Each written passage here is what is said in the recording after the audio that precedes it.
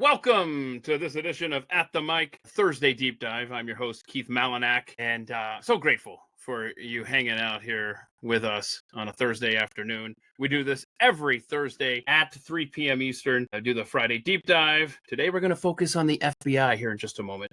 On Fridays, we just hang out, watch animal videos together. Tomorrow, I've got my old standby, Brad Staggs, hanging out along with Rebecca Mr. Eggen. I think that's how you pronounce it. She's in Norway. She was the guest on a Thursday Deep Dive, and we talked about the Islamization of Europe. She will be hanging out with us tomorrow on that. Okay. We're live exclusively on the X, the Twitter page, and then 8 o'clock Eastern on Thursdays and Friday nights. That's when it airs on YouTube and Rumble, if you would like to go over there. And I appreciate it if you could subscribe, click the little bell to get notified when we go live. And there's a random times, man. I don't know my availabilities, honestly, from one day to the next. So sometimes I'll go live randomly. So you want to click the bell here on Twitter as well to get the notifications. I know. I'm sorry that I can't be more consistent, but I am consistent on the Thursdays and Fridays at 3 p.m. Eastern. So it's youtube.com/atthemic. It's rumble.com/ I don't know, it's like user/@the-mic show. Of course, Gabby handles the Instagram page, which is @the-mic show. She's always adding stuff over there. So grateful for people like Gabby and for Wes, who he's constantly doing. He does the thumbnails, by the way. Does the thumbnails. I'm grateful for him. He also makes sure that it shows up on those aforementioned locations, Spotify, iTunes. Anyway. So thank you to behind the scenes folks like Gabby and Wes. I'm so grateful. And I'm grateful for you as well. If you'd like to support the show, there's the Buy Me a Coffee link at the top of my Twitter page. It's there. Okay. I'm not going to charge you a subscription. Besides, we've already been through this. I don't even know what I would offer on a subscription thing. What am I going to, I have no idea what I would do differently over there. More pictures of Matilda and Tanner, my dogs. So I've got two awesome guests today. And I thought, I got to get these guys on together. And we're going to talk about the FBI because one of the more exciting elements of the Donald Trump administration when it came to appointments was Kash Patel heading up the FBI. I wanted that so badly. I was so excited when that became a reality. And then when he put Dan Bongino as his number 2, I'm like, oh my gosh, this is better than I could have ever fathomed. So now we're just a little more than 3 months in. On Tuesday will be day 100, I believe it is. Tuesday will be day 100 of the Donald Trump second term. And like you, I'm looking at the FBI and I'm thinking, okay, all right. I mean, give them some time, right? We're going to get there. We're going to get some awesome stuff. It's coming any day now. I'm going to just check my phone, and there's going to be people in handcuffs. There's going to be all these indictments just coming out of the woodwork with all the charges. And, man, those Epstein files, too. Those are coming, too. So here we are, and I'm getting a little concerned, getting a little antsy, and I've got questions, and I want to know when we're going to see some more stuff with substance, okay? But my guests today are going to either confirm the fact that I should be disappointed or they're going to tell me to be patient. And I have no idea. I don't have a lot of, I've got some questions here, but I don't know what they're going to say. But I do know that Steve Friend, and he's got to be just exhausted with the whole, could you please stop introducing me as FBI whistleblower, Steve Friend. Steve is a former FBI agent who has this if you want to know what's going on at the FBI, it's the American Radicals podcast, available at Spotify and iTunes, Rumble. The American Radicals podcast, where Steve, you and Garrett, you spill the tea on what's really going on at the FBI. Well, you were there and even today. So I appreciate you making time. I've had you on before where we've talked about the FBI during the last administration. I've had a lot of questions about the FBI. I've said, I'm Mr. hashtag defund the FBI.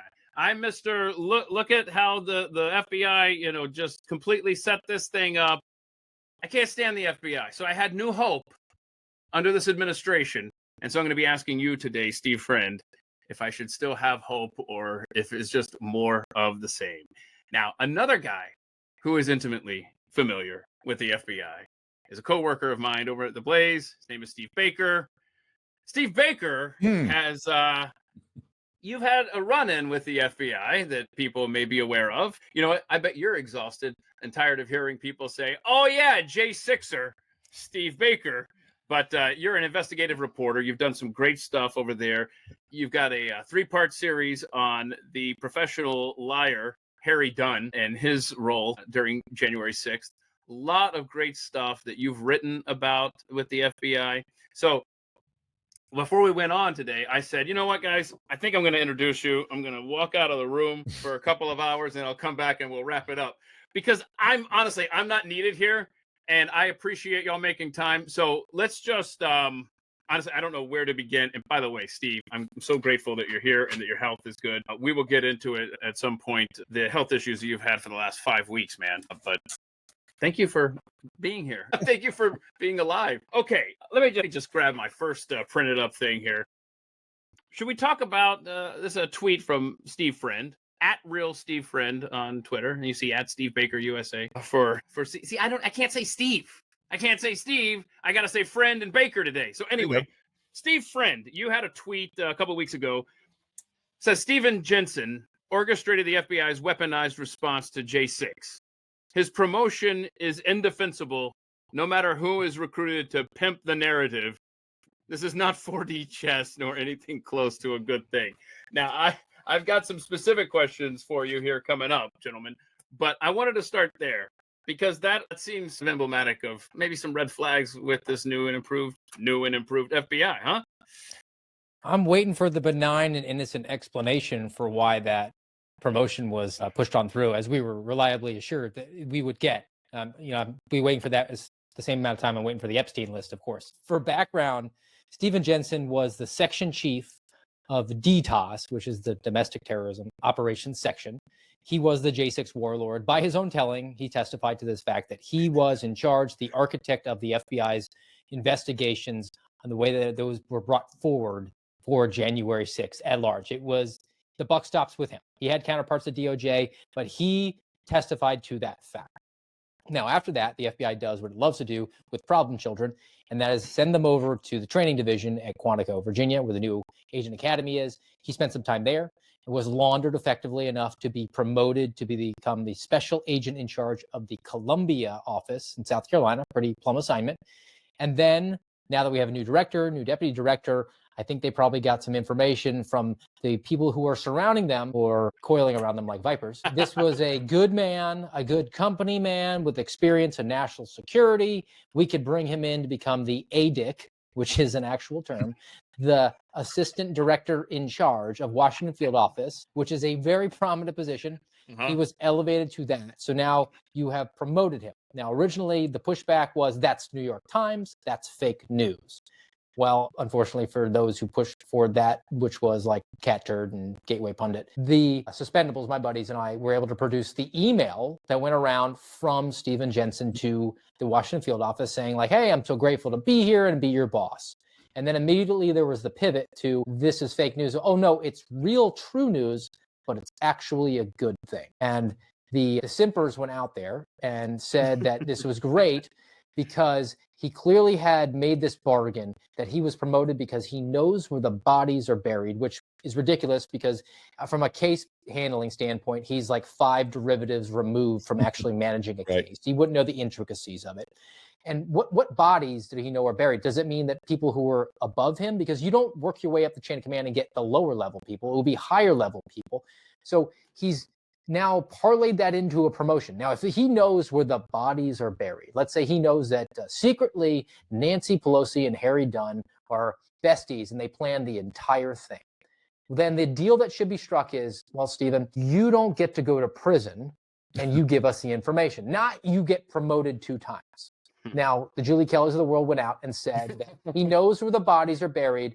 But by that logic, we should just make Christopher Wray the director of the FBI because he knows where the bodies are buried. We should just make Mayorkas the Homeland Security Secretary because he knows where the bodies are buried. That it doesn't stand up at all. And I think that they just spun like tops because they realized that, well, when I say they, I think that leadership at the FBI realized that they made an and a mistake. And instead of saying, oh, I'm surrounded by a bunch of snakes coiling around me. There will be results. They just tried to pivot away and say, just trust us, give us some time. And Baker, I want to get you on this as well. But you just said something I wasn't going to get to until later on. But since you brought it up there, I printed up this tweet from, I was promoting this live stream earlier this week, and a gentleman by the name of Philip Kennedy, he tweeted, from what I've seen so far, there was hardly any reason to get rid of Chris Wray. Thoughts on that, gentlemen? Phil Kennedy's a friend of mine. And okay. Yes, he's a member of the Suspendables. He's not been as prominently spoken about because he has his own private affairs, and he actually works for a living as opposed to me, who does content creation fantasy camp. But you're talking about a guy who was run off by the FBI in the same way that we all were. Actually was the longest tenured one of all of us. I think he has like 15 years of experience. So nobody's more disappointed than Right. Phil Kennedy. I see. So, Steve, what are your thoughts on the Stephen Jensen situation there? Because, I mean, you obviously have quite a connection to Jay.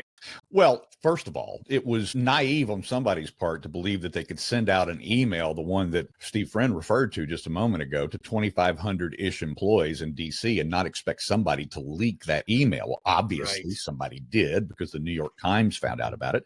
And the New York Times wasn't even writing a story about that. It was literally embedded in a story like 7 or 8 paragraphs down of a list of things that are going on in DC. And the thing that caught the New York Times eye was, this seems a little odd. And they literally approached it that way. It was like, okay, so this guy who we know was responsible for all of these hundreds and hundreds and hundreds of J6, persecutions, however you want to couch it, has been promoted by MAGA for some reason, somehow, to be elevated to this new position over the Washington field office. Even the New York Times found that a little, well, I wouldn't say suspicious, but curious. So much so, I even got a call from one of the actual writers there at the New York Times, whose byline is included in that article. And Alan? Me too. Alan calls me and he goes, after it all broke, and everything, and he goes, will somebody just tell me what the F is going on here? Oh man! And I told him. I said, it's MAGA versus MAGA. Right now is what it is. It's an internal feud over this appointment, this elevation, this promotion of a guy, and then suddenly he's being defended and patted on the back, and by those who only days before, maybe even hours before, would have ripped him a new asshole. But they turned on a dime, because it was basically, it felt like the first thing I said, and I said this to Alan, I said, it feels like the Q. And he's like, what do you mean? I said, trust the plan. He goes, oh my God, you're right. And it's trust the plan. Well, obviously, Steve and the other suspendables have their own unique sources related to the Bureau. And as a working journalist, I've been able to put together some of my own direct sources directly inside the Bureau. And I have been told, when this whole thing erupted here a few weeks ago, I was told directly from an inside source on this very specific and actual reason that Jensen had been hired or promoted and moved back to BFO. And I was told that I can't say what it is, because the reason itself would out my source if I even breathed the reason. So I've been sitting on this for several weeks now. I still haven't breathed or given breath or platform to the actual reason why he was brought in. But what it doesn't do, and I think the reason is total bullshit, by the way. But well, then you answered my follow-up, which was going to be, are people like me going to be happy when all the truth comes out, as far as what you're referring to? No, because Steve said it perfectly a moment ago. He said it perfectly. If this guy has been sitting on this level of information for 4 years as an employee of the FBI, I see. Then you tell me, Steve, it's a crime. It's a crime for him to have been sitting on this information. And what should have been offered to him, as you said, was, immunity from prosecution, and you get to go home and find another job somewhere doing something else. but not elevated to the head of the Washington field office. And that's what there's going to be no way anybody's going to be able to throttle me back from screaming that from, our bullhorn at the blaze, if in fact this is what happens with this guy. And he has been elevated for the reason that I've been told he's been elevated. Now, trust the plan? No. Look, here's it's over the last couple of days, even they're talking about they're putting the pieces and the piece of the puzzle in play to make these arrests and reveal these things that we've been hoping to for the last several weeks since Cash and Dan have been promoted to, director and deputy director. And we're sitting back here going, wait a minute, by this time in the J6 prosecutions, there was over 400 arrests had been made. They were swatting misdemeanor defendants with 25 agents with guns up. Nonviolent misdemeanor defendants, and they were worrying about building the case against them later. Am I right, Stephen? Exactly right. I mean, and look, you have other examples across the government at this point that you can compare it to. I mean, Scott Bessent over at Treasury has taken on the IRS. They're in the process of shutting down 110 out of 600 of these offices around the country. They're in the process of firing 7,000 probationary employees. They actually they elevated one of the whistleblowers, Gary Shapley, to become the acting commissioner of the IRS. And then you have Linda McMahon over at Department of Education, who's just basically like, I don't know, I'll turn out the lights and put a lock on the door. That's kind of what her mandate is. Right. You're seeing those sorts of things happen, except where, in my humble opinion, where it matters the most, and that is at the DOJ and the FBI. You can't afford to be patient with these two because the stakes are just so high, because they have the ability through the force of law, through the force of a gun, to take away your freedom and potentially your life. We cannot go in, and this may be just a philosophical disagreement that we have with the director and the deputy director. I believe that they've gone in with the Afghanistan approach of, we're going to win hearts and minds because there are so many good men and women of the FBI. And that when they see the example we set, they will return to default settings and have rigorous obedience to the Constitution be the first and foremost and only concern, their prime directive. We have a proof of concept with what happened in Afghanistan. That's an impossible achievement. They needed to go in with shock and awe and put heads on pikes, metaphorically. I don't want to get you canceled, and fire significant numbers of people, which might include some good people. And then those people can reapply, or if they're good people, they can find gainful employment elsewhere. It is better to take too many people out and then also to pursue righteous prosecutions and investigations of the people who abused their positions of authority, because that was the mandate that was sent. And I don't see it happening right now. I'm waiting for the master plan to reveal itself. But looking up, and you mentioned before, we're almost at 100 days. My buddy, Garrett O'Boyle, has been indefinitely suspended forever by the FBI for 941 days, has 4 children, not a paycheck. That could be solved on day one. That doesn't take a process. That's a strike of a pen from the director or the deputy director. Put him on paid suspension. Do right by that guy.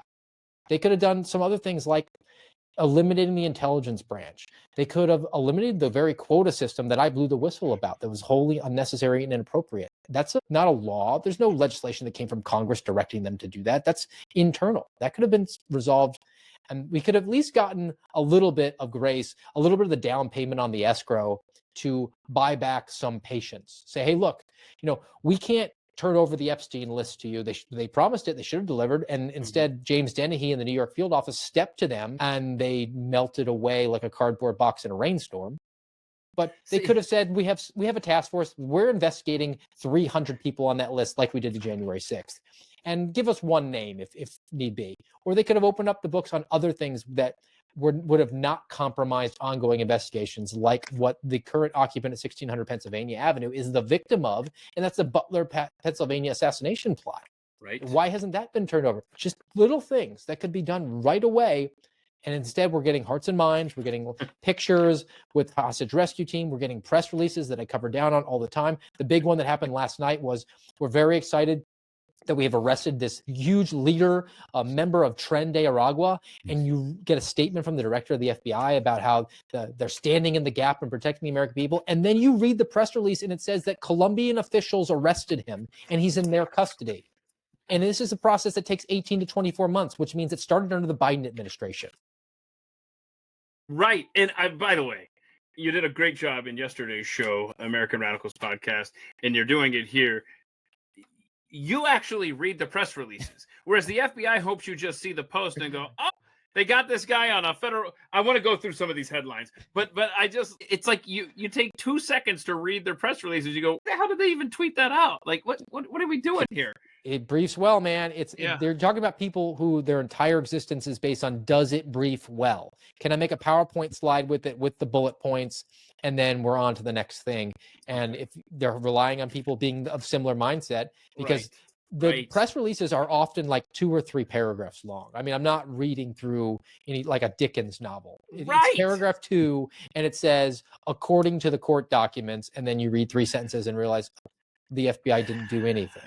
I've got 2 specific questions for you, Steve Friend. Have you or Garrett O'Boyle or anyone you know that that was formerly with the FBI, good people like yourself, have you gotten so much as a phone call from the new administration? Would you even go back at this point if you were called in and said, hey, we want you to come back, please, same position, whatever? I mean, would you even go back at this point? Well, if you asked me a couple months ago, I probably would have given you a different response, because I have no desire to live in Washington, D.C. I was under maybe the misconception that if I got a phone call, it would be something to that regard, like, hey, we need to get you to be the voice in the room here to say, like, hey, maybe we should say no to this really bad idea. But now, if an offer were put out there, it would probably be in the form of, do you want to go back to doing your old job, which was a fulfilling job, but at the same time, I'd be working for the exact same human being who walked me out of the office, which might create a little static. I mean, it'll be fun for 20 minutes to roll in and be like, I'm not doing whatever you tell me again. But then I'd have a target on my back for the foreseeable future, because I need to do another 10 and a half years. So the odds of me making it to a retirement age would be slim to none. I'm also, though, in the Richard Gere officer and a gentleman situation, like, I have nowhere else to go. I have a decade and a half of law enforcement experience, and I am unemployed and unemployable seemingly at this point. Like, I've put in applications recently to a car wash near where I live and got rejected. The mark that is left on you, because all you have to do is Google my name, and any employer is like, it's just not worth it. I got 25 people behind him who can do that job. I'm just going to move on and find somebody else. I've applied for law enforcement jobs and been told the exact same thing. Like, it's just, we can't touch you at this point. You're radioactive. Right. So then I'm in a difficult position. Then I'm in a compromised position that I'm always railing against, because you have this job and it's the only job you can do. So maybe the resolution would be, we don't want you, and they're fine. If they don't want me, it's not my circus, man. I'm happy to be a resource for them. I don't have to be a W-2 employee to do that. I can be a texting buddy with you. But we need to have a bookend for all of us. Because if you don't, it's very clear then that regardless of who the director of the FBI is, regardless who the attorney general, regardless of the president of the United States, if you come forward with a reasonable concern of waste, fraud, or abuse, a risk to the public safety, a violation of rule, policy, law, or procedure, and you embarrass the Bureau, your life and your future potential earning prospects, your career is destroyed forever. That message will be solidified. It will have a chilling effect, but that might be actually what they want at this point. I'm so angry for you, and I cannot even for 5 seconds imagine what it's like to be in your shoes. By the way, you are an author. People want to go and find your book at Amazon. Look for Steve Friend's book. How can people support you and help you? I mean, is there a fund? Is there something? Because this is what I want, actually. I want you to get rehired, like you said, for 20 minutes, just long enough to go down to HR to collect your back paycheck. And then you could go ahead and walk right out. That would be nice. Yeah, I mean, maybe right? a medical retirement. I mean, like, I haven't slept in 2.5 years. That could be medical. There you go. But is there a way to help out you and your family, man? Right now, I mean, we're just doing the content creation. So, if you enjoy my perspective on things, the American Radicals podcast is really the only game that I have going right now. So that's available Rumble. We do it 3 days a week, Tuesday, Thursday, Saturday, but you could always catch up if you miss it, 10:30 on Rumble. And it also streams on iTunes and Spotify and iHeart. And, you know, our emblem, it looks like the Hamilton emblem, except he's got an AR-15 over his head. So that's so good. Okay, so Steve Baker, my coworker over at the Blaze, I want to start this question with you. I honestly don't know if you have any updated information, if you've heard anything, and then Steve Friend, if you could weigh in as well. Again, I don't know that you'll have any information on this, but you mentioned there, Steve Friend, when you were talking about the guy at you were referencing the Southern District of New York FBI field office, correct, with the Epstein files? James Dennehy. Okay, thank you. So has there been any movement that you guys have heard of on the Epstein file front? Earlier this week, the president was asked in the Oval Office. He said, "Oh, you know what? I need to talk to AG Bondi about that. Let me get some information for you on that." So I guess my question is more of a larger, and we'll start with you, Baker. Have you heard any update on that? And then I want to ask you guys, do you think that the hang-up is still at the FBI field office in New York? Do you think the hang-up is at the FBI down in D.C.? Or do you think the hang-up is the White House itself? Any thoughts on this? The answer to your question is very simple.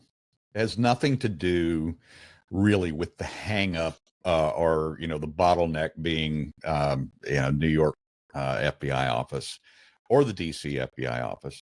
The hang-up has to do with the politics itself. The politics means that the names on the list, and not just the names, but the underlying investigations behind all the people that they have names of, is so toxic to both parties. Mm-hmm.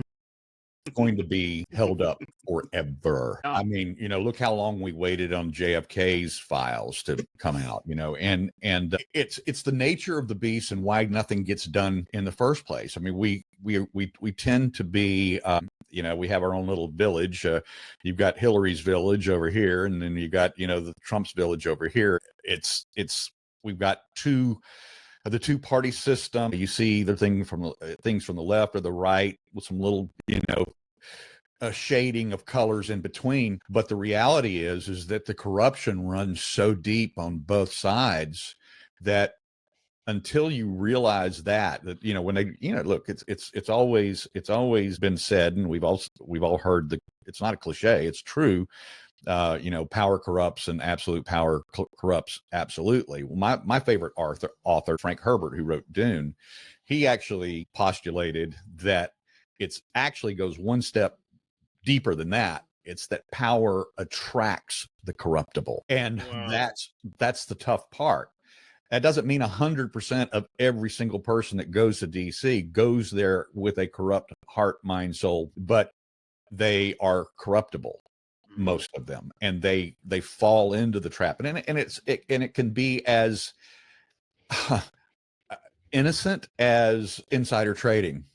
You know, you see the legislation that's coming, and you could get, honey, you need to buy so many shares of XYZ, you know, and then 10 years later, on a $180,000 annual income, you're worth, you know, $130 billion or, you know, $130 million. What you're like, how did that happen? Right. Well, that's how it happens. And then it gets much worse than that, because if we're talking about the Epstein files, we're talking about, you know, sexual deviancy, or at least, you know, whether they're sleeping with underage kids or having sex with underage kids or not, it shows that they're stepping out on their spouses probably, and B, particularly if they're God, family, and country Republican GOP, you know, waving that banner, then they're stepping out on their professed morals, as you know, and they're going to do everything they can to stop that list from coming out. Oh boy, yeah. Steve Friend, thoughts? I avow just about everything that Steve Baker said there. I think the compromised aspect to it is something that's not even just limited to the elected officials. You have members of the bureaucracy itself who are compromised as well. I mean, it doesn't even have to extend to anything salacious. And the fact of the matter is, most people that I encountered within government service were financially compromised. You have to fill out the financial disclosure so the FBI and the federal government knows where you are on things, and they can easily present something to you like, well, you sure you want to say no to this directive that we're giving you, even though it's out of step with your oath of office? You owe alimony, and you got kids in college, and you got 2 mortgage payments going on. You just bought a boat last year. You sure you want to do that? Directly quoting exactly a person who I worked with. But that's Legion. And then just specifically to the Epstein list, I think that's been built up as something, and I think rightfully so. But at the same time, it would be healthy to recognize that knowing who is on the Epstein list would not change anybody on this panel's life, anybody in the audience's life at all. I mean, I don't know, maybe Bill Gates is watching at the mic. But what would change your life significantly is knowing that the federal law enforcement apparatus that has that possession of that is actively pursuing the people on it in a fashion that we deem to be acceptable, in a judicious manner and as quickly as possible, and making sure that they're going to present a buttoned up prosecution of the offenders on that list. Right. But we haven't got that. Instead, we got a promise of we're just going to hand over the list. And then it didn't, not only did it not happen, it didn't happen in a fashion that was very clear that the hearts and minds are not winnable from significant swaths of the FBI, because James Dennehy was forced to retire, meaning he gets his full pension. He wasn't fired for cause. He got to retire. He walked out with a bagpipe and honor guard ceremony to the thralls of hundreds of employees, standing ovations. You tell me that is an agency that is prepared to have an overhaul possible? I'm now at a point where I'm back to where I was, where it's, all right, we're going to maybe do a renovation. Maybe it's possible. I don't think so anymore. I think it's a demolition. You can't put a new coat of paint on this thing and say, oh, well, we'll change the top all it's necessary. Everybody's going to snap back to what we thought that they could do, because really at its core, it never was doing what people believed it did. In the recent episode that you've alluded to on American Radicals podcast, I pulled up the pilot episode of the FBI, which aired on ABC from 1965 to 1974. And the final 30 seconds of that episode was how they close out every show. And that is with the main protagonist driving his FBI convertible Mustang, which would have been awesome. And they close out and they throw up the emblem of the FBI. The producers of the show want to say a special thanks to FBI Director J. Edgar Hoover and his associates. That's the misconception that was put forward, that everybody has in their head of, oh, that's what the FBI really does. When really the FBI, for its entire existence, has essentially been about preserving the status quo for the swamp, for the one big club that we ain't all in. And they're the teeth on the attack dog to go after anyone who wants to disrupt that. So if you want to be disruptive to that and push things like, oh, we want civil rights, well, then we'll send the FBI out against you and we'll go spy on MLK. Oh, we don't believe in sending off 18 to 22-year-old men to die in the swamps of Vietnam. Well, we're going to send the FBI against you. Or, we kind of don't like the overarching government pressure on people. We kind of want to have our own homestead. Well, we can't have that. So Ruby Ridge, here you go. We're going to send the hostage rescue team there.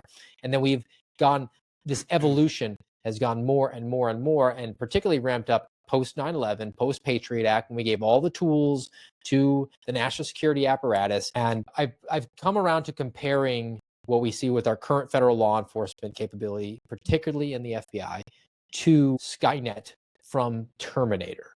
Because Skynet from Terminator is artificial intelligence, not good, not bad, just is ones and zeros.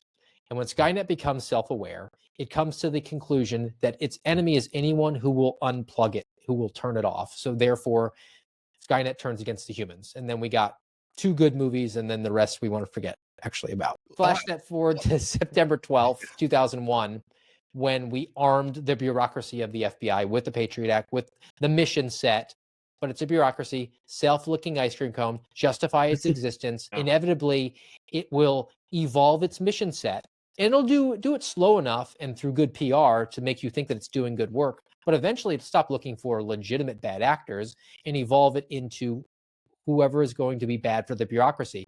The goal of bureaucracy is to grow in material, funding, and personnel and capabilities. So if you don't like that, we'll just target you as a terrorist and come after you, which is what we saw under the Biden administration. Before we leave the Epstein idea, let's look at a couple of uncomfortable realities about this. I mean, first of all, if you're just on Jeffrey Epstein's personal plane's flight list, that's not a crime. Okay. You start there. So then the investigation has to go beyond that. Where were you going? What were you doing? Did you get videotaped sleeping with underage women on his island, et cetera, et cetera? And there may or may not be evidences of these incidences taking place. And if you're if you're 70-something-year-old Bill Clinton and you're on the plane and you're flying to Epstein's island and you're banging a 18, 21-year-olds or whatever, it's still not a crime. It's not a crime. May not look good, in your PR office, but it's still not a crime. Yeah. You can be well, for instance, here in North Carolina, the age of consent is 16. So you can be a 78-year-old crusty, a vile, slobbering senator who can barely, put a sentence together anymore, and you can have a relationship with a 16-year-old, and it's not a crime. Yeah. So I would imagine of all the people on that list, there's going to be a lot of them just that are like they're waiting for the bad PR battle, but there's not going to be charges filed. There's a lot of loopholes in there. You talk about sexual crimes, and obviously there are some girls who have come forward and who have talked about being used and trafficked, marketed when they were underage. But it's going to be a very, very, let's just say that the high expectations of this file being released are not going to be satisfied. All right. Yeah, I mean, I think you're absolutely right. But you know what sucks is that you have an administration that made this big deal, and wrote a check that their mouth can't cash, or what's the saying? Anyway, did I get that right? Your mouth's writing a check, your body can't cash. Thank you. That's it. Something like that. Anyway, so I totally screwed that one up. Have you ever been to Idaho, the state of Idaho, Steve Friend? It's lovely. It's one of my favorite states. It truly is. Nope. I live in Florida, the land of milk and honey. Okay. Well, Ryan Duvall has a proposal. You should move to, is it Kootenai County? Did I get that right, Ryan? You could be voted in as sheriff. So there you go. Bro, if I had your background, just all things being equal, that is a tempting offer. It's so lovely up there. Anyway, you should think about it. It's not nearly as humid as Florida, Steve Friend. Perish the thought. That's blasphemy. I live in Daytona. There's no humidity. There's no mosquitoes. The only thing we have are alligators, and they keep California away. Right. We need something in Texas. That's too late for us. But in hindsight, we need something. Rattlesnakes. No, they've got those in California. No. Gotta think of something. Okay, gentlemen, I guess let's start with you first on this one, I guess. Steve Baker, I've gotten my order I'm messed up now. Talk to us about George Hill and Brian Auten. I'm specifically referring to, it's Phil. I didn't even realize this. It's Phil Kennedy again. The Bureau's MAGA media mouthpieces were recently more upset about an analyst named George Hill than the one named Brian Auten. You want me to jump in on that one? Either one. I don't care. Yeah, I mean, obviously, Steve Friend is more aware and intimately engaged with these guys. But let me tell you, as an honorary suspendable, which I do wear that badge with honor and have worn it prominently in some very interesting circumstances. You're not honorary. You're officially, and we don't beat you into the gang, Steve. It's fine. but the point being is that one of the most disturbing issues about this, it's come up a couple of times. It's manifested itself here in this Jensen promotion, but it came up the first time in the Mar-a-Lago raid, was when the suspendables, myself included, thank you, Steve, we just said, wait a minute, hold on, this is not quite the shootout at the Mar-a-Lago corral. This is not an assassination attempt. And we had huge influencers, huge podcasters, including Bongino, including Bannon, literally saying, and I'm not exaggerating when I say the word, that they believed that it was an assassination attempt. Now, this is it's so absurd because you're telling me that neither the Secret Service or the FBI knew that Trump and his family were in New Jersey that morning? Really? So you have to suspend all intelligence in order to make that assertion. And that's what they led with. That's what they went forward with. It's what we call rage porn. It was clickbait, rage porn to the nth degree. And a major influencer fanned the flames of that by taking and putting like 3 or 4 little clips out of the search warrant, clipped them out, didn't publish the whole 16 pages, and posted just those 3 or 4 little clips that were inflammatory, talking about use of force and that the FBI operates under in every search warrant, thousands and thousands and thousands of them, and made it look like that this was a special deal where these agents were riding in specifically to incite a gun battle with the Secret Service protective detail, and then they were going to overrun them and assassinate Trump, I guess, or at least sniff, his wife's panties, whatever the case may be. And you're talking about the search warrant is a cut and paste, right? If I remember correctly, because both you gentlemen, and this is one of the reasons why you guys are such great follows on Twitter at Steve Baker USA, at Real Steve Friend. I remember that morning, Steve Friend, you two guys are some of the only people that I know who are awake as early as I am. And it's a lonely world. We have to do perimeter checks, wait on the SWAT team. That is so good. That is awesome. 3 a.m. alarm clock for me, and I barely make it that far. My brain wakes me up. But you guys, and I'm so grateful, and I mean this sincerely, I'm so grateful for your texts before the show or during the show. My day job producing Pat Gray Unleashed comes on 7 a.m. Eastern on The Blaze. And I remember that morning, Steve Friend, making sure I wasn't going to fall into the trap of, hey, this is this is just a pre-made doc. This is this verbiage is on every single thing. And so, to your point, Steve Baker, it wasn't quite what many were trying to make it seem like it was. Like, oh my gosh, they're going in guns a-blazing to kill Trump and his family. And that's what I did. So I went straight to our editor-in-chief there at the Blaze, and I said, we can't let this stand. All right. We either need to address it in an article, or we can address it. I'll do it in an X thread, and I'll post the entire document, the entire search warrant. And the emphasis on that was, and I didn't name names. I didn't call out Bongino or Julie Kelly or anybody else or Bannon. I didn't name any names. But all I did was emphasize that section of the search warrant is template. It's already pre-printed. Template. That's the word I was looking for. There's a lot of stuff to fill in. I mean, there's a lot of blanks and things that are specific to that event or that warrant.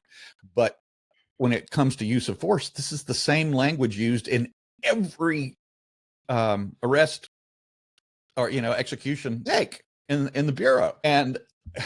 And so this was not something unusual that they concocted so that they could have that shootout at the Mar-a-Lago Corral. And so I got in as much trouble as the rest of the guys did for taking that side. And it wasn't taking a side. It was like, everybody just pull back for a second. Mm-hmm. You have to dismiss a lot. And the other thing in the not template area of this was that we knew if they had posted, the influencers had posted or read the entire 16-page document, they would have seen that the FBI and the Secret Service were already in communication 3 days in advance before the raid. So this wasn't a surprise raid.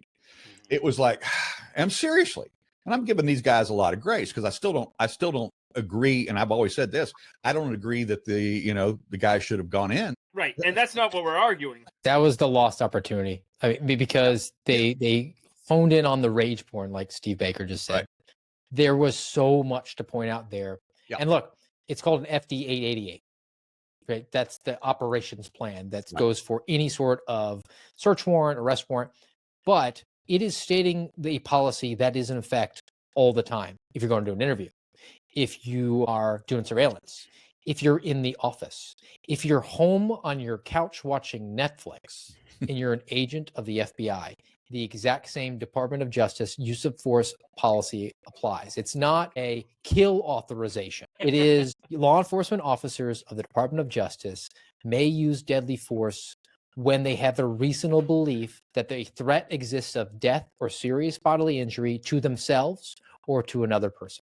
And the reason that they put it into the FD 888 is that if you get into a shooting, they're going to ask you, when was the last time that you were briefed on the use of force? And that way they can CYA themselves and be like, well, we briefed him that morning. Yeah. Just so he knows, just so we're all sure. But the lost opportunity specifically to the Mar-a-Lago raid was they treated the president like any other search warrant, which I'm sure they're saying, well, we have equal justice under the law. No, we don't. No, we don't. The president doesn't operate in the same circumstances that anybody in this panel does. And there were other elements of it that could have been raised that I tried to bring to the attention of the Julie Kellys of the world and say, look, this isn't where you need to go. Where you need to go on it is the fact that the counterintelligence squad from the Washington field office was investigating Donald Trump, and they executed a search warrant in Mar-a-Lago, which is outside of their territory, which if it was just a regular old search warrant because everybody gets treated the same, why are they flying the entire squad down there? Why are they flying the hostage rescue team down there? Flying the counterintelligence squad down there when the special agent in charge of the Miami field office at the time, George Pirro, you would think would want his people to do it. I mean, certainly he would want to get involved in that. That's a career sort of operation. But he said no. Could it be because George Pirro had been demoted and sent down to Miami because he was compromised? He was demoted because he was caught in a state of undress, receiving fellatio from a subordinate in a bureau car. Maybe that could be something you could hang your hat on. Why was the hostage rescue team taken down there? Was it because they were expecting to take fire from the Secret Service? Or is it because they wanted the most squared away tactical team that the FBI has down there because they don't trust their own people to not get into a shooting, so they want to make sure that the tier 1 asset is down there? There's all these other things that you could do, but they didn't do it. But we're like so derailed from the Brian Naughton thing. Let me bring it back to that, right? I told you guys at the beginning of the show, I should have just walked out. George Hill, fellow suspendable, retired supervisory intelligence analyst from the FBI, was also with the NSA, United States Marine Corps, United States Navy, 35 years under a polygraph, top secret clearance. Okay, extremely squared away, brought forward a whistleblower allegation to the weaponization committee, to Jim Jordan, actually before the weaponization committee, but gave a sit-down deposition to them, provided them with information that the Bank of America provided a list to the FBI, unsolicited, no subpoena, no search warrant, a list of all of their clients who were in and around the capital region on January 6, 2021, and also had used a Bank of America product that day, and also had used a Bank of America debit card, credit card to buy a firearm, and handed it over to the FBI. That's George Hill. And when he was talking, that's primarily what he was discussing with Jim Jordan and all the other congressional representatives. And then at one point, he mentioned Stephen Jensen, who we talked about before, being the warlord of the January 6th investigation. And he said Stephen Jensen was giving these twice daily briefings in the immediate aftermath of January 6th and was very excited about it and had remarked at some point like that all the people were GD terrorists. And then we started going into the op, which very much like we did with Mar-a-Lago, where we said it was a kill order, and we're going to talk about that. And anybody who disputes that needs to be dismissed because they're really a secret Fed, which is what Julie Kelly said about me and my friends. Tell that to Garrett Aboyle, who's been suspended for 941 days without a paycheck. Oh, by the way, Steve, I this crossed my mind earlier when you were talking about, employment opportunities. Have you thought about, becoming a CHS, a real one? Some of them make like high six figures. I could possibly do that. I know. Well, unlike the CNN worries about former feds, I'm not going to hand over sensitive information to the Russians. So that's kind of out of play here. So George Hill tells him that. Immediately we pivot to Stephen Jensen doesn't use profanity. That's how we know that George Hill is not reliable. What's not in dispute is facts and evidence that Stephen Jensen, right? Yeah, we have too many Steves.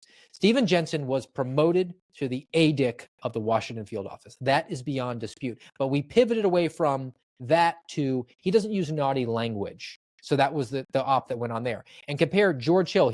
You have to doubt everything that he's brought forward, which is all substantiated by evidence. And we're more concerned about George Hill than Brian Auten, who self-deployed as an analyst, not an agent, to Europe in furtherance of the Russiagate scandal. Yeah, Still a employed. guy who's a former sailor who cusses like a sailor. Yeah, that's that should discount anything else that he brings forward or says about any case if he uses profanity on that. Yeah, that was the same thing. But this is what we went from Mar-a-Lago to this situation with Jensen, and the thing that players every time. Right. But the thing that shocks me, and I feel bad for, I feel worse for, the rest of the guys, the suspendables, the actual whistleblowers who have sacrificed in order to bring the information and bring and shine a light on the failings of any government agency for that matter. But the reality is to see how the same people who defended them, who said to them, "We will make you whole." These were public statements that they're going to make them whole. And now they have turned on them completely, just simply because we saw this one, or we asked this one question and said, wait a minute, you're promoting this guy. Why? And all they had to do is just tell us why. Just tell it. If there's a reason for this, just tell us, because not a single one of you would have supported this promotion 3 months ago, 6 months ago, a year ago. You would have been screaming bloody murder from every platform that you appear on. Just so the motto of the FBI is fidelity, bravery, integrity. It's now changed to just trust me, bro.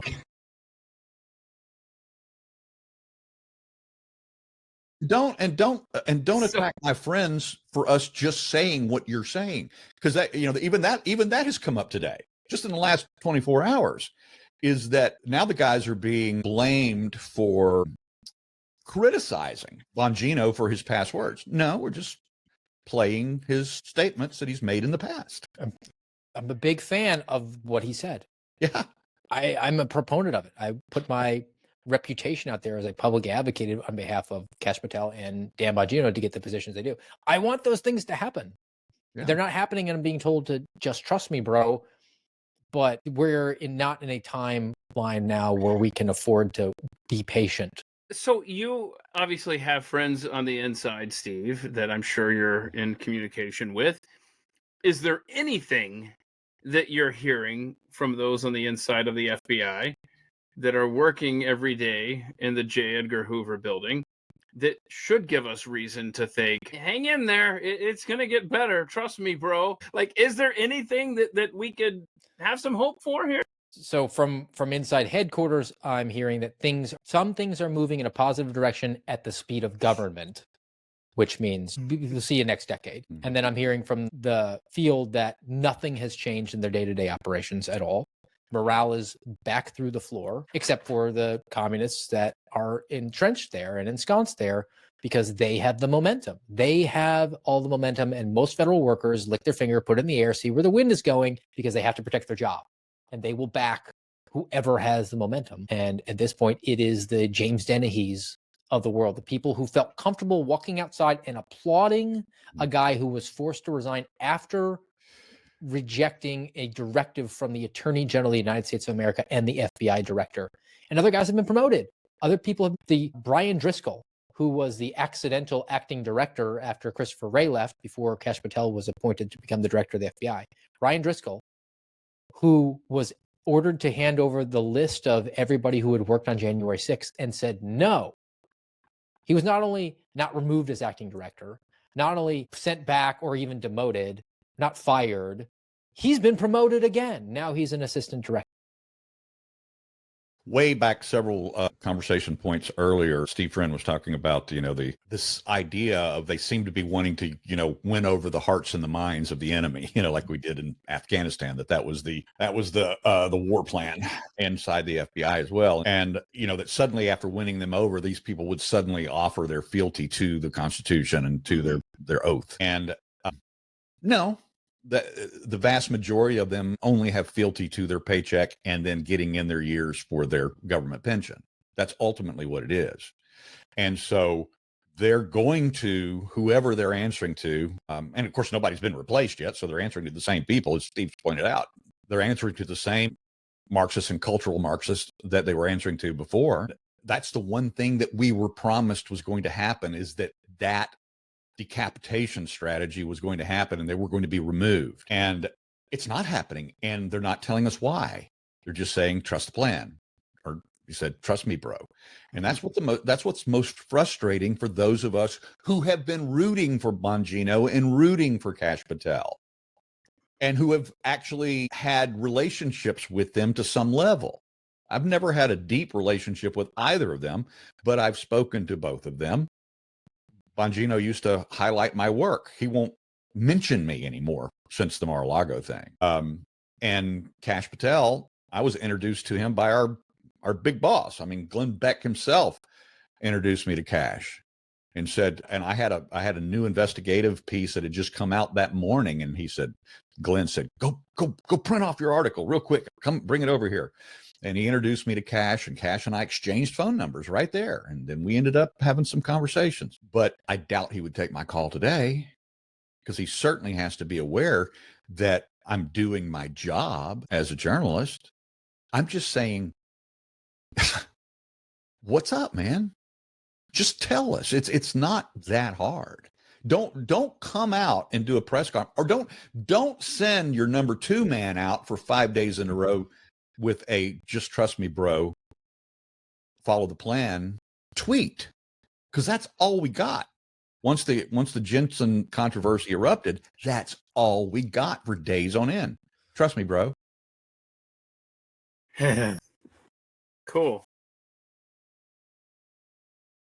Frustrating, It sure as hell is. And I keep reshuffling the order of my questions now, because you guys you make this point. I'm like, I want to talk about this. So let's just stay in that vein of business as usual. And maybe this isn't as big of a red flag, but I think it says something. And I'm referring to Steve Friend's American Radicals podcast yesterday, where you went through all of these press releases, these publicly available press releases under the new regime. And in this, I'm sure it's been going on for where the FBI takes credit for local law enforcement accomplishments, and they write up a little blurb, a little press release, and they find some threat. I mean, some of the federal connections are laughable to make them fall under, I guess, any sort of purview of the FBI. But I guess, let's see here. Just give us a thumbnail sketch, because I want people to check out episode 201 of American Radicals podcast and get the full story on all of these. But just give us a thumbnail as to some of these stories that you highlighted. Tell us what happened in Greenville, South Carolina. Well, fentanyl distributor sentenced to 11 years in prison. So we have an armed person who was dealing fentanyl, which we were assured that was like 250,000 Americans died from last year. So looked into that one, again, according to the documents. And I got my notes here. Let's see. Oh, yeah, that's right. He robbed a convenience store. In common vernacular, the colloquialism for a convenience store in cop jargon is a stop and rob. So he robbed the stop and rob for $1,500 in 2023. And then he got into a pursuit with local deputies. He winds up getting away, and then gets arrested 4 months later out of state by another police department. And when they arrest him, they find counterfeit oxycodone pills in his possession. So armed robbery, a couple months later, arrested on that warrant by another police department. And the FBI adopts it and takes it because he went across state lines. He's a year and a half old.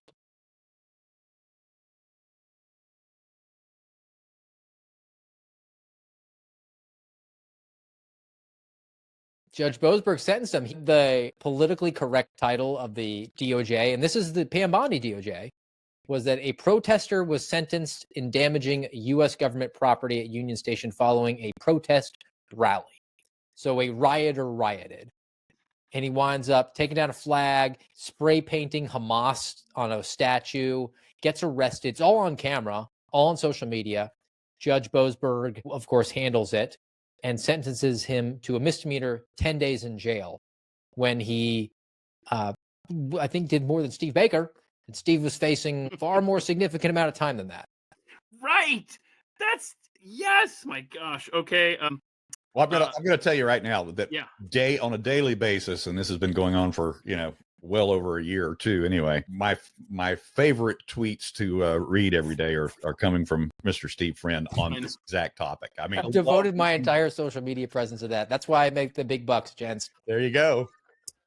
That'll probably actually highlighting those probably are ensuring $28 limited reads. Referring to what exactly, Steve Friend? I'm like Elon. He's letting the cash flow. That's another deep dive we gotta do on the X algorithm. Okay, I love the story out of Boston, Steve Friend, that you highlighted on episode 201 of the American Radicals podcast. The moped guy. Tell us how that became a federal case. The guy who's driving a moped, speeding, and he doesn't have a license plate because he probably doesn't think that he has to have it for a street vehicle, right? So police light him up, blue lights, and he tries to run one of the cops over.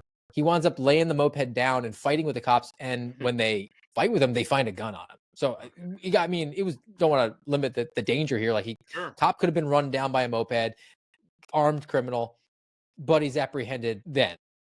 It sounds like a local case. Yeah, well, but he's a prohibited person. 18 United States Code 922G, it lays out the people who are prohibited from having a firearm, and he fits that standard. So ergo, they charge him with having an illegal weapon, and they claim that the title was Boston Man Pleads Guilty to Federal Firearms Offense. And of course, the FBI puts out the press release and makes it look like, oh, they're hard at work stopping all these bad guys. And it was nothing but okay. Rhode Island bank robber. Oh, so... if you want to do this yourself, go to the FBI Boston X handle because they continually put this stuff out. They're one of my favorite. They're my go-tos. This guy, he was robbed a bank, and then he got like $2,500, I think, is what he winds up getting. And then, so I have here, according to information presented, private citizen follows him out of the bank, gets the license plate. Like an actual brave person reports it. Massachusetts State Police see the vehicle, they pursue it, they throw down the stop spikes to penetrate the tires to make him wreck, and then they arrest him like their day of. And it's been on the books for 3 fiscal years as a bank robbery. Massachusetts State Police handled it that day. Guy's been in custody the entire time, and robbing a bank is a federal crime. But my purpose at large is to say, like, what is stopping a Massachusetts State Police trooper from walking over to a United States Attorney's office and saying, hey, I have a bank robber. Here's the evidence. We pursued him. We got him. We found him with the actual money. Can you charge him? And instead they say, no, you have to take it to the FBI, who does the office space, Tom, and says, you take the physical file and you bring it to the attorneys? Yes, that's what I do. Get paid $135,000 a year to do it, too. Gosh. Okay. One last question for you, Steve Friend, from yesterday's American Radicals podcast. Explain, why is the FBI connected to Iran now? Well, it sort of shows you what the purpose of all these press releases are, and that's to generate the good PR. They're hoping that you're not going to actually read the press release. Now, that one that they put out, and they do it all the time. If we're fighting, we're helping Ukraine fight Russia, then all of a sudden they'll indict a Russian. If there's a problem with China, then we'll indict a Chinese person. So now we're getting ready for World War III. We're going to go fight with Iran. So the FBI put out a very long press release. They indicted these 2 Iranians for providing material support to the IRGC and also taking drone technology and providing it to the Iranian government. So we have a counterterrorism angle because of the IRGC, and we have a counterintelligence angle because that's proprietary information. And they do this and indict them for it. Meanwhile, they're operating in Iran, Iranian men living in Iran, and will never, ever be arrested because they're not going to be extradited to us. But we have untold amounts of manpower and billable hours spent on this, so we can get the press release and the FBI can get in on the Iranian conflict. Good stuff. But what did we vote for last November?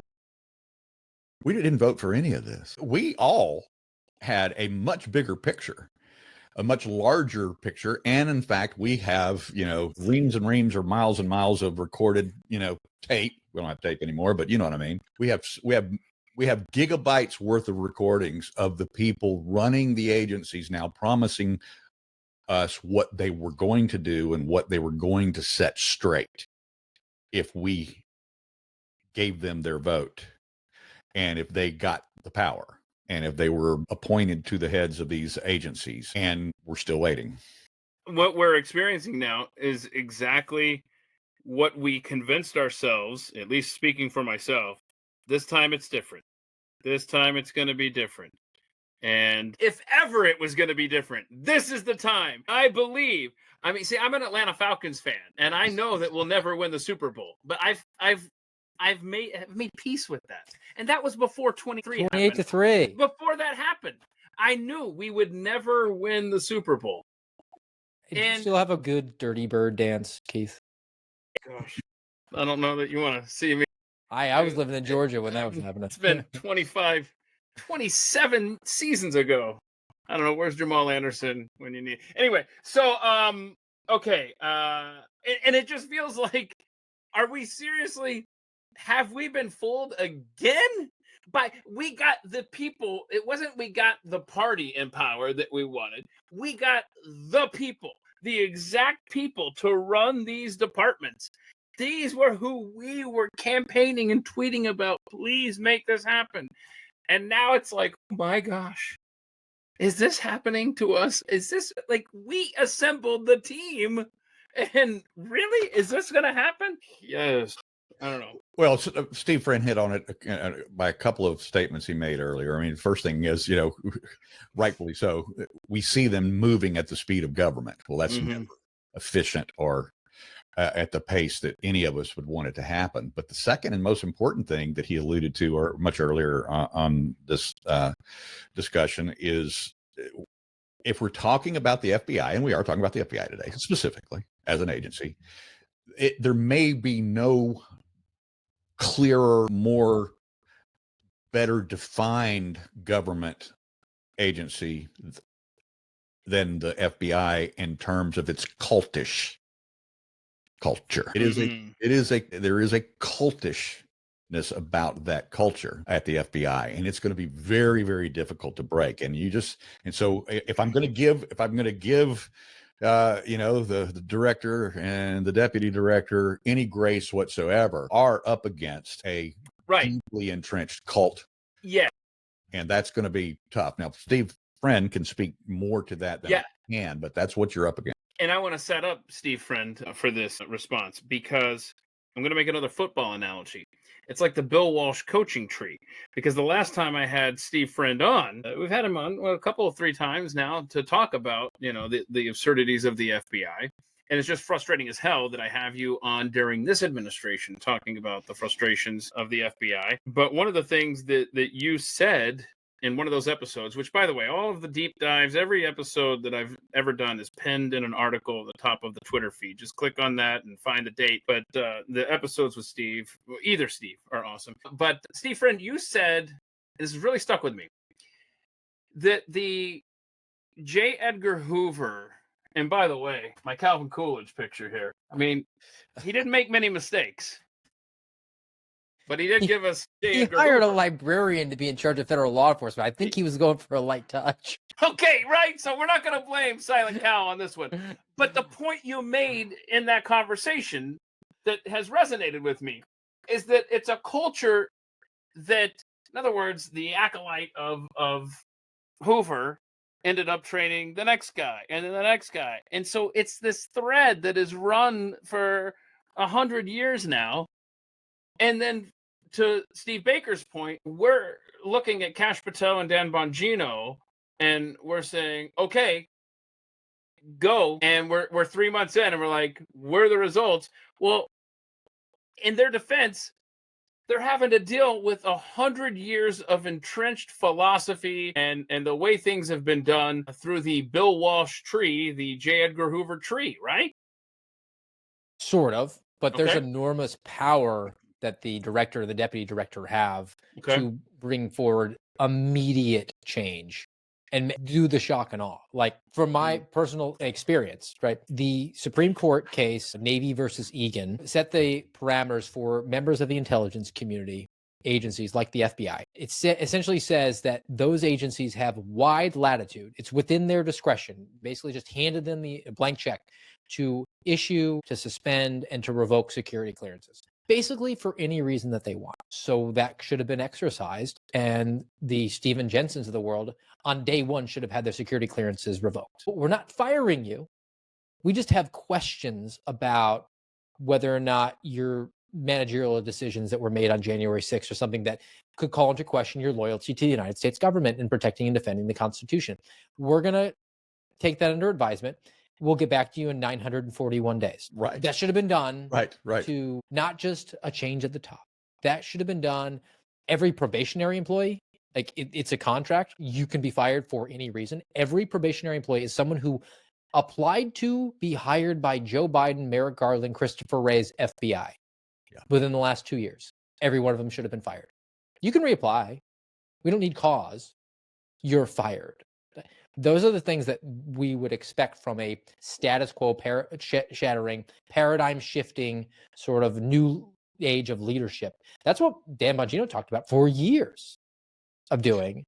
And for him, I mean, I find it really hard to believe that Dan Bongino gave up the empire that he had built for himself to go and be the deputy director of the FBI and meet the new boss, same as the old boss. There's something there that I don't understand. I'll tell you a story, and this kind of, it's the reason why the FBI has gotten by with building the cult, and it's because, and this is largely due to Hoover. I mean, very successfully, he was a great PR guy, and he was able to start with. You had the old series. I'm old enough to remember very well watching every episode of The Untouchables, with Robert Stack, and that was phenomenal. And then, of course, in the 60s, then we had Ephraim Zimbalist Jr., the FBI, and we had this image of them. More recently, we've had the Netflix series, and that was a great portrayal of the FBI, the on the scientific side of things, where they brought actually into the vernacular of a serial killer. And then my only previous encounter with FBI agents was about before my J6 experience, was about 17 or 18 years ago. One of these guys that they professionally go out and they steal domain names, URLs. They hack your account or whatever, and they steal your domain name, and then they sell it back to you on a ransom because it's very valuable. Now, obviously, if they can hijack Microsoft's URL, they're going to get a lot of money for it. In my case, the guy was asking me for I think it was like $1,500 if I PayPal'd him or whatever the exchange platform was at the time. If I sent him $1,500, I'd get my company. It was my music business management company's URL, and he'd give it back. And I told him to F off. And and so I picked up the phone. I called the sheriff's department locally, and then they referred it to the FBI. All right, because it was a interstate crime, maybe international. And so the next morning at 9 o'clock, unannounced, I go to the door, and this is only 17 or 18 years ago. And I go to the door, and there are two guys that look like they walked right off of the 19 Ephraim Zimbalist Jr. playbook of the FBI, of the Hoover playbook back then. They were, they had the black coat and ties on, the white shirt. Everything was immaculately pressed. They showed me their badges, and they said, "Yeah, we'd like to take a look at and get the because you've obviously had some email exchanges with this guy who has." Stolen your domain name, and we want to get the the metadata or whatever off of that, and we want to see if we can find this guy. Well, it turned out as soon as they went upstairs to my office, and they got on my computer, and within minutes they go, "Oh yeah, we know this guy. Yeah, he's in Arizona. We're close to arresting him anyway." I said, "Okay," and it was very professional. And now when you get the knock at the door and you look through your peephole, they look like they're in a Seattle grunge band. It's not the same anymore, but it's So that would have been, off the hearts and minds, but that would have been a great way to get people to accept the fork. Is we're going back to grooming standards, no facial hair, wear a suit in the office every day. I think you would have seen, it wasn't there when I came in, and certainly I took advantage of it fully. Yeah. But I mean, look, I can't grow facial hair. I just say I'm the face of the franchise, but I dressed casually. And it actually has a place. Look, if you're going to meet with an attorney, you're going into court, I always suit up. Right. But if I was working on an Indian reservation, it didn't make a whole heck of a lot of sense for me to be out there doing that. So try to dress there that was more appropriate. But I think that does, I've come around to that. At first I was kind of thinking, no, it's not appropriate. The image of the FBI is the G-man with the suit, right? I mean, it almost should be like a fedora requirement to be out there to do it, because that goes back to the Untouchables.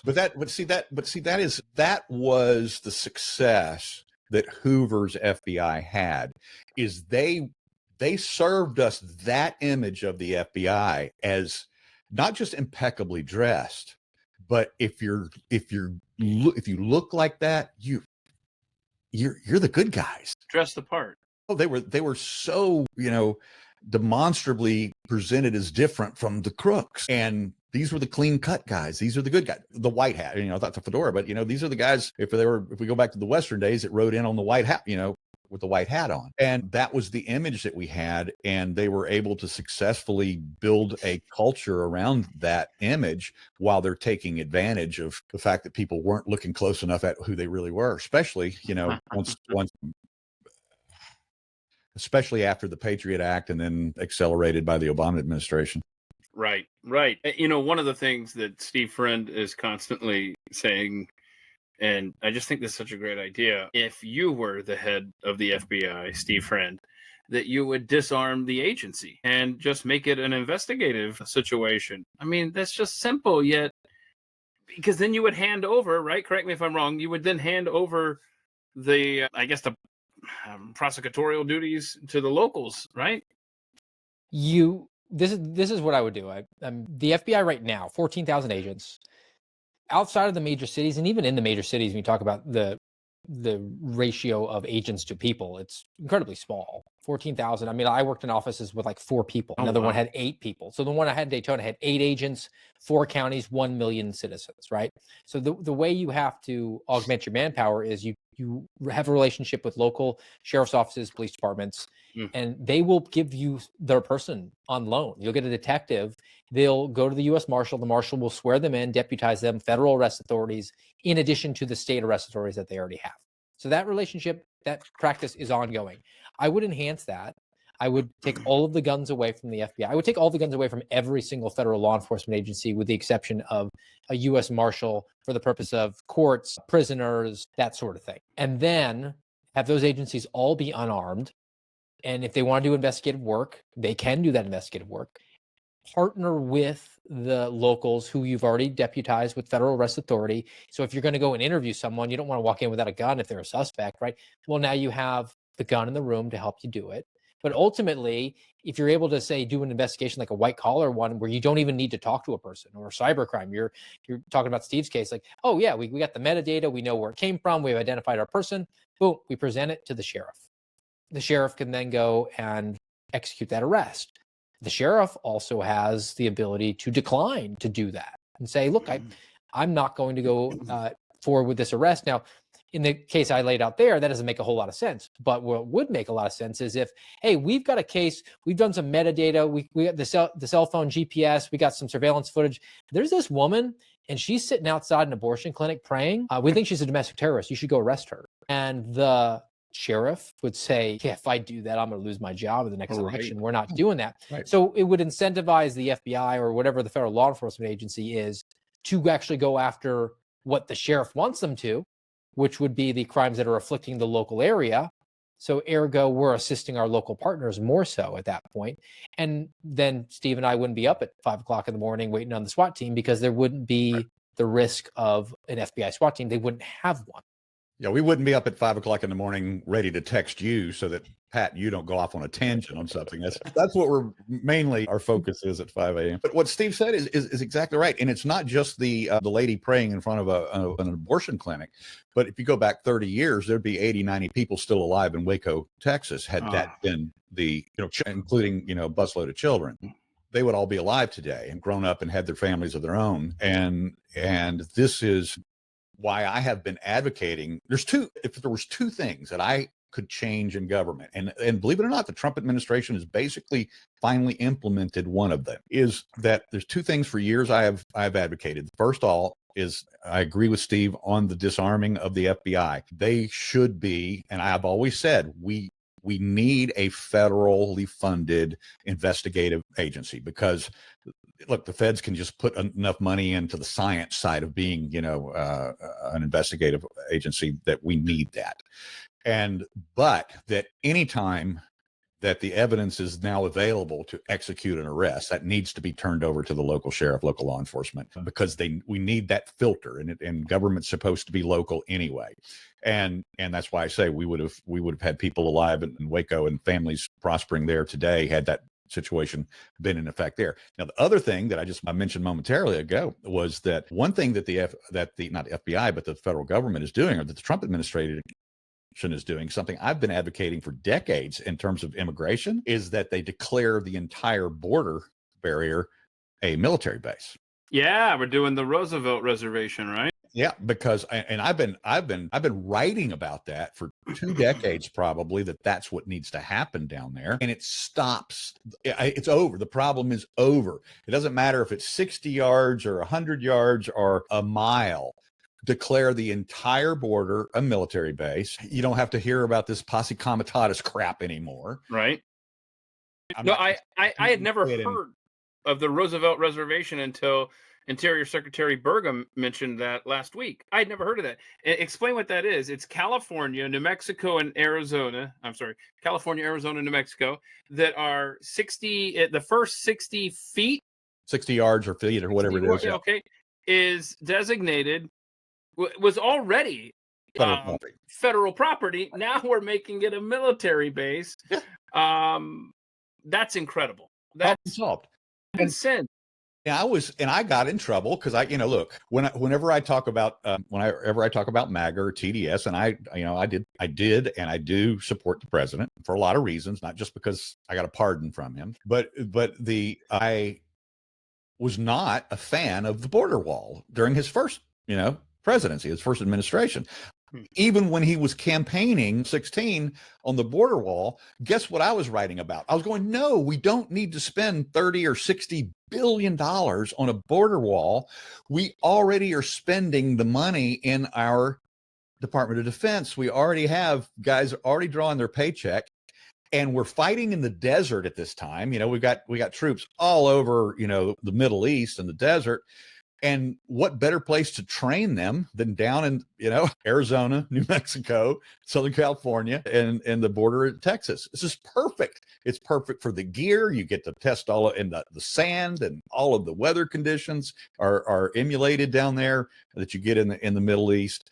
And that's what I was saying. Just turn the first. It can be, at that time, I didn't know about the 60 feet, 60 yard thing, but I just say, make the first anywhere from 100 yards to a mile a military base, and that won't cost us anything.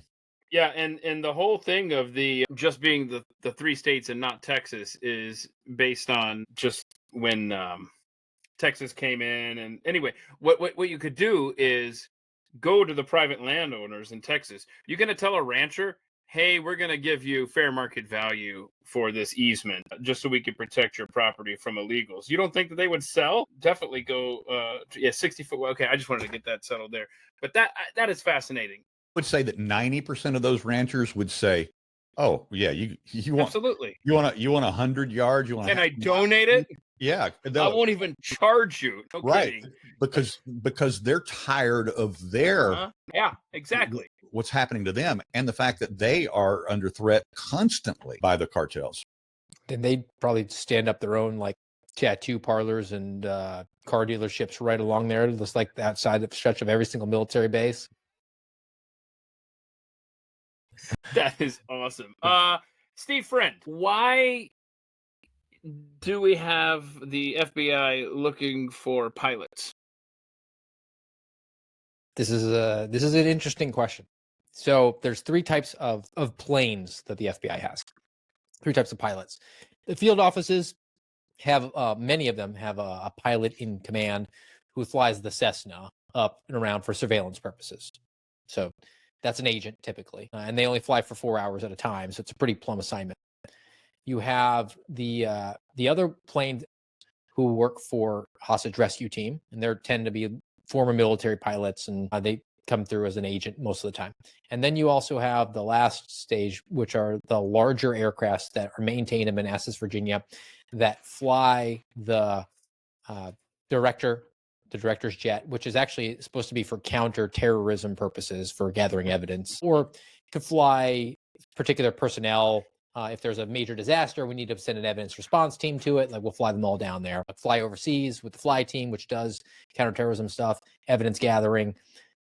But now there's a request for additional pilots, and I can only gather that is for the deputy director, who has a 20-man protective detail, and it looks like is going to have his own plane.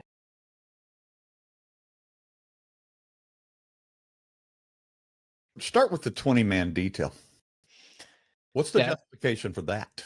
That doesn't make a whole lot of sense to me, just from Dan Bongino is not like the typical deputy director who ascends through the bureau as an 1811 criminal investigator armed agent. That has historically been how it is. I mean, they were sort of trending to become like an intel analyst, eventually. But an 1811 criminal investigator special agent, that's an armed person. A lot of times they would have a staff of 2 or 3 personal aides. So if there was a protection issue, you would think that 3 guys who are by and large not going into Southeast Washington, D.C., right? They're more doing the administrative managerial stuff, relatively safe. But Dan Bongino came in. If I was him, I would have asked for my 1811 designation back and gotten a gun.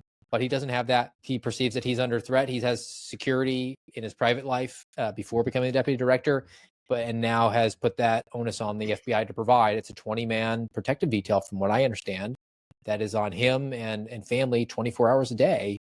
And that's 20 additional agents who are not going to be going to do the investigations, or not going to be doing the assistance with ICE with the deportations, not going to be pursuing leads as they come in. It's going to be 20 more people taken away. And that's in addition to the protective detail that Kash Patel has, which I believe is 30, and also Pam Bondi has. So between the 3 of them, I mean, we're getting close to like almost a full % of the FBI special agent.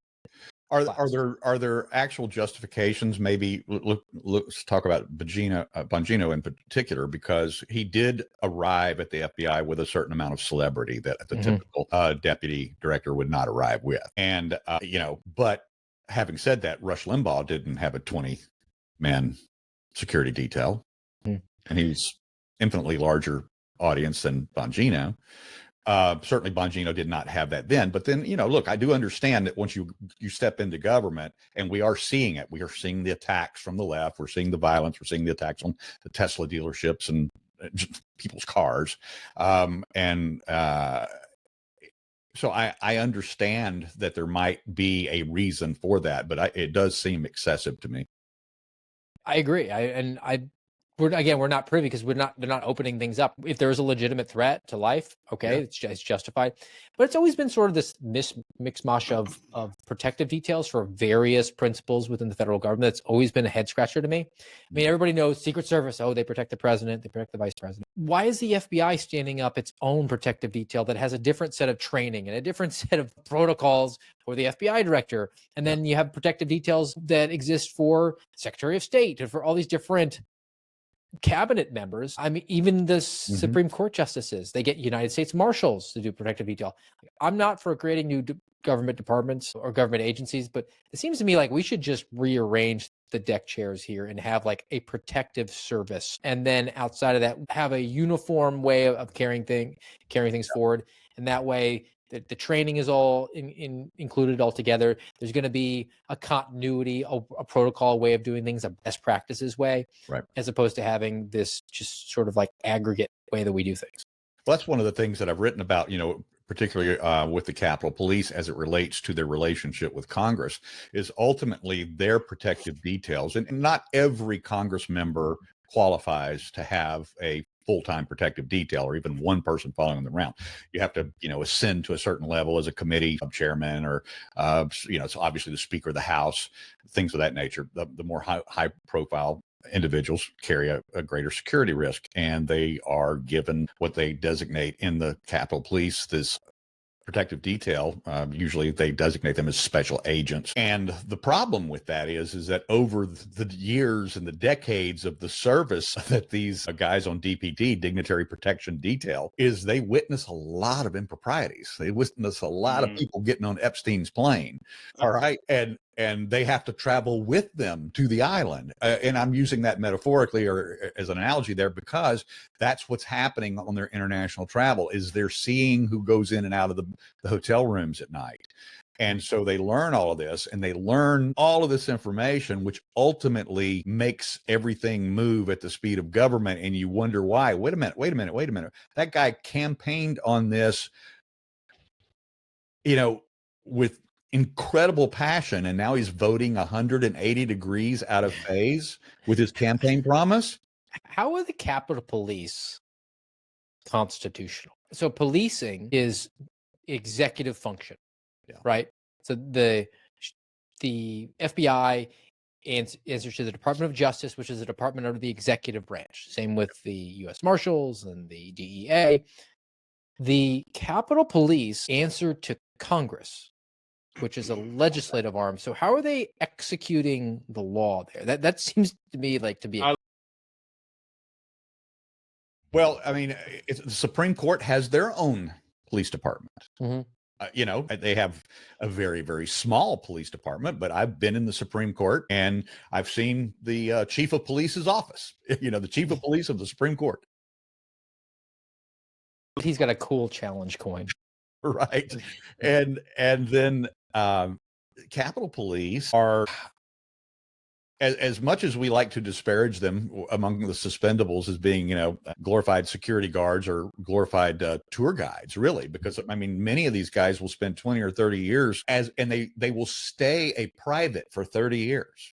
30 years. They'll retire as a private. They never ascend to a sergeant or a lieutenant. It's just simply because they don't want the headache. They don't want to take the test. They're making good money. They don't have to put out any extra effort. And so they spend their entire career for 30 years going, yes, ma'am, the ladies' room is that way. And so, yeah. And it's not to say that because they have a lot of specialty divisions. They've got their own CDU units. They've got their own investigators. They've got their own counterterrorism, allegedly. They've got all these different divisions within, and then they've got their traffic control guys. They've got, because they have satellite offices now. Yeah. Well, that's another issue. That's another problem down in Tampa for one. But the problem, as I said before, the problem with that particular agency is that they do, in fact, answer to Congress. Now, of all these investigations I've been doing into the Capitol Police for the last 4 years, guess which law enforcement agency is not subject to FOIA requests? Capitol Police. Why? They're exempted by Congress. Which law enforcement agency had no body cams on January 6th? No, bro. That would be Capitol Police. Why? Because the Congress members don't want to be seen in offices and back hallways on body cams. So now they're experimenting with body cams, but it's really just on the peripheral guys. So the guys working, the traffic cops, USCP traffic cops are now wearing body cams. So, but they're not going to bring those body cams into the building. Is incredible. What a fun fact. And someone who knows the Capitol Police inside and out is you, Steve Baker. And I encourage everyone tuned in here today to check out your professional, I call him the professional liar, Harry Dunn, Capitol Police Officer, J6 involvement. You did a great job with that stuff. And that's at blazetv.com. And of course, you write extensively at theblaze.com. Why don't they just come back? Never mind. I'm just trying to, why don't we have to be spread out?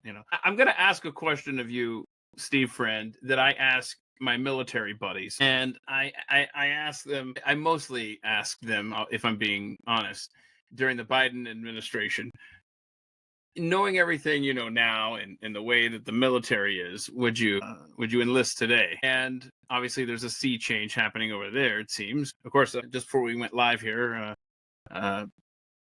there was or no, it was yesterday, right? I'm sorry, I can't keep up with all my judicial interventions. There's been at least 3 today, but the one I was referring to was yesterday. Was the trans thing in the military was stopped. The ban on trans can't go through. Anyway, would you rejoin the FBI today? I'm not talking about as Steve Friend, who has been through what you've been through. I just mean like a 20-something-year-old Steve Friend saying, "Hey, I want to be a part of the FBI." Would you do that now? So I get asked a similar question when I go to speaking engagements, which I do from time to time, by young guys. And I always answer them with this question: do you want to have the job, or do you want to do the job? If you want to have the job of being the coolest, most interesting person in just about every room you walk into, because you're the G-man and you're pulling down 135K, you got 50 paid days off a year, 3 paid hours a week to work out and work on your mental wellness. It's a plum assignment. If you have to kind of uproot your family, you might have to travel to do that, but it's still really, really enticing. But if you want to do actual law enforcement, you're not going to get it in the FBI by and large. A very small subset, the people that work on like Indian reservations kind of have that experience. I uniquely had that experience. But I have a friend who's another whistleblower, not from the FBI. He was a cop who became an FBI agent, looked around and said he wasn't going to be able to wind up getting close enough to home any time in his career. So he wound up resigning and becoming an investigator for the state's attorney's office in Connecticut. And he was a whistleblower there. But he told me a story about when he was in the FBI, having come from being a police officer, and all the new agents got brought in early in like 6 o'clock in the morning, like they always do. We're going to go out on a big arrest warrant. And they lined up all the new guys up, and an experienced crusty agent comes out and just introduces himself and just going down the line, who are you and how do you like the job so far? And he said, to a man, every single person, "Oh, it's the best job, his dream come true. Love it. Just can't wait to be here every single day." He said, he got to me and I go, "Yeah, it's all right." And the guy paused, looked at him, he goes, "You were a cop before." He goes, "Yeah, he was." He goes, "It's not the same, is it?" He goes, no, it's not. Not the same. Wow. There you go. Okay. Now, one of the things that we do whenever I have you on, Steve Friend, to talk about the FBI is just the absurdities. And many of these are documented on your own podcast, American Radicals podcast. But I have to ask you before we go, can you please talk to us about the man accused of the day before Election Day? We've talked about this. The white supremacist plot to blow up a substation. Which one? Yeah, you know what? That's why I slowed down, because I was thinking Election Day, and when I picked this up, I'm like, wait, the day before the election? So the one that was related to the election was they tried to jerry rig, like he was an Afghanistan guy who had a son and agreed to enter into a ruse. And the plan ultimately, as it was billed to the American people, if you read the press release or saw the reporting, was that he wanted to blow up polling stations. Okay. And he had no capability of doing it, no financing to do it, no predisposition to do it. He's just yet another victim of the FBI playbook, where they find a vulnerable person and groom them and entice them into doing something that they were never predisposed or capable of ever doing. And this is one of the most fundamental problems that we have with the approach to counterterrorism, because the DOJ, you can go to the DOJ, the archives. Okay. And I talked about this on the show today on the American Radicals podcast. It lays out how the DOJ perceives entrapment and obscene behavior on behalf of the government, and essentially says it is impossible for us to entrap you. You can't raise that defense. Wow. Because the presumption, it turns law enforcement on its head, our criminal justice system on its head, photo negative, because you are not innocent until proven guilty in a national security context. You are guilty until you are proven innocent. And as long as it takes us to poke you and prod you and groom you, if in fact you say, okay, fine, I'll go do the thing, it only proves that for the entire time, which could be years, you were always guilty. And that's the justification they use, which is why over 90% of counterterrorism arrests that the FBI conducts involve someone who was never predisposed or capable of actually bringing out a violent action. They might have bad ideas, but they were never going to do it. And that one there for the election was tremendously disturbing, as are other ones that I've talked about. The Skylar Philippi, Nashville. Skylar Philippi was retarded. He was in communications with a confidential human source, said that he wanted to do a mass shooting at a YMCA. So the confidential human source was in kind of a pickle because that's not a federal crime. What should have happened was report that up and we take that to Nashville PD and they go and engage with that person. But instead, the confidential human source in the employ of the FBI introduced Skylar Philippi to a second confidential human source, who then introduced Skylar Philippi to not one, not two, but 3 undercover assets for the FBI. Undercover agents. Listen to this, y'all. Who perceived to get Skylar Philippi drunk.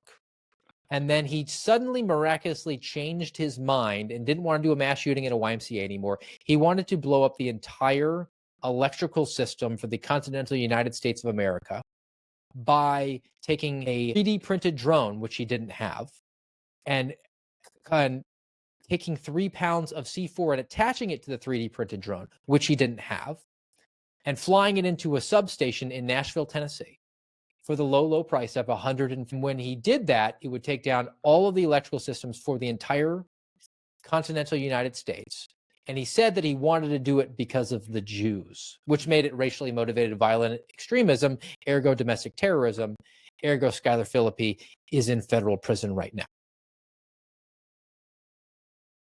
Okay, well, two quick things here. Pro tip that Steve has shared multiple times: if someone approaches you, what is it, and they say they could get a crime done for a specific amount, and that matches the amount in your checking account.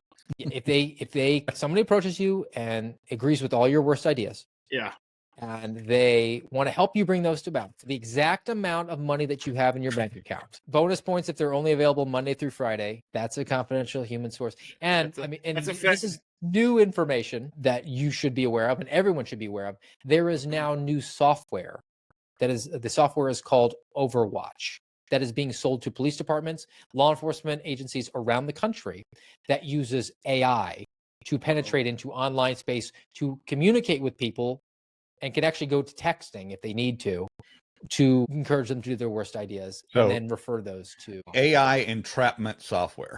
Yes, Wired magazine reported it, and that is not a right-wing source.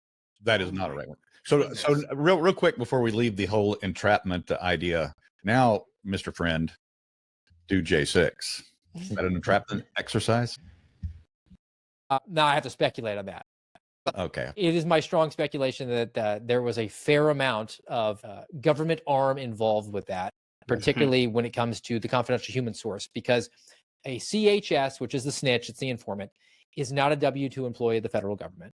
Right. They are only paid by being productive. And by productive, that means giving fresh meat to the government to go after. People who are engaged in wrong think that even though the FBI claims they don't investigate First Amendment protected activity, they do.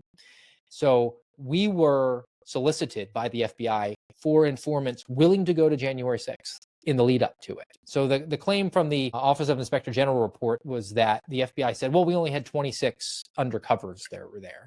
They didn't speak to the informants, right, by the way. Or no, sorry, 26 informants who were there.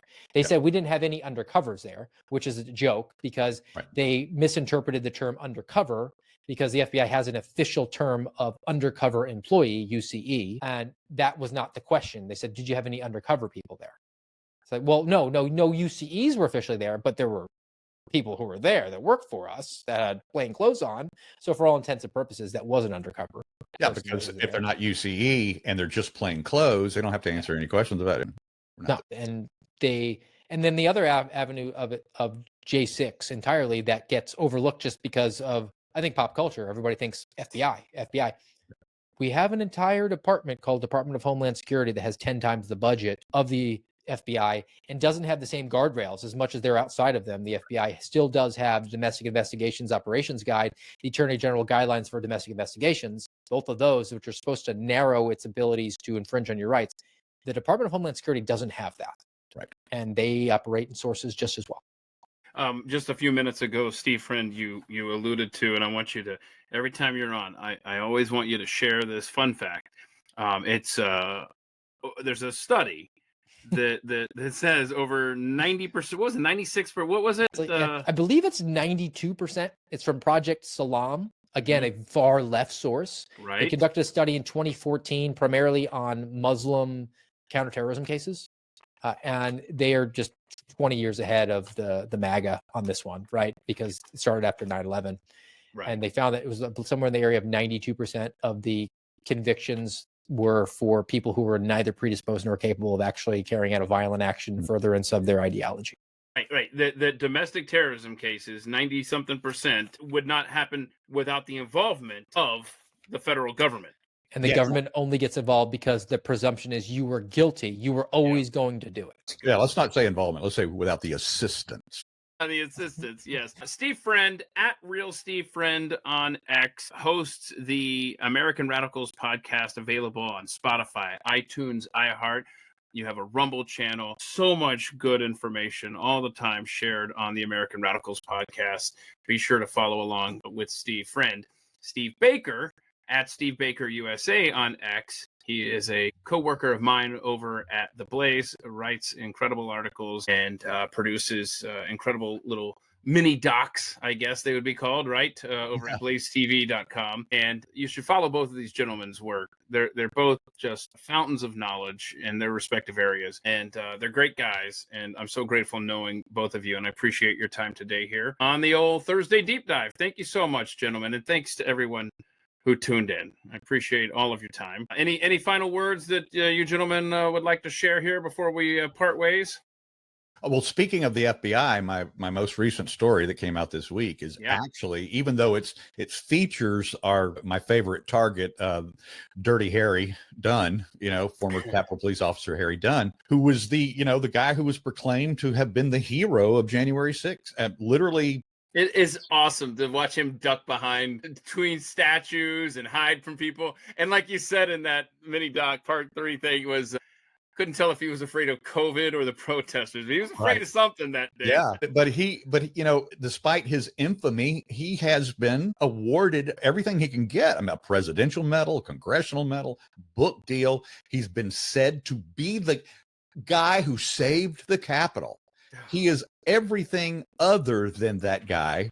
Right. And demonstrably on all manner of video, we're talking about Capitol CCTV videos, DC Metropolitan Police body cams, open source trial videos, all these other things contradict every single thing that he's ever said and wrote about in his book and testified in trials, which of course is called perjury. So, but the interesting thing about the article, since this was an FBI discussion today, is that my latest article deals with his first 2 FBI interviews. And the big question is between his May of 21 interview, when he gave a positive accounting of his interaction with the 4 oath keepers who stood a line in front of him, actually held more agitated protesters back away from him because he was highly disturbed and he was carrying an M4 automatic weapon, right? So rifle. So they oath keepers, former law enforcement, former military, they recognized a highly volatile situation. They stepped in and de-escalated, and it's all on video. And in his first FBI interview, he acknowledged that. And then sometime between May of 2021 and August of 2021, as they're building the prosecution case, the DOJ is, against the oath keepers, they had a real problem with that statement in his first FBI interview, and they needed him to come back in so they could clean it up. Yeah.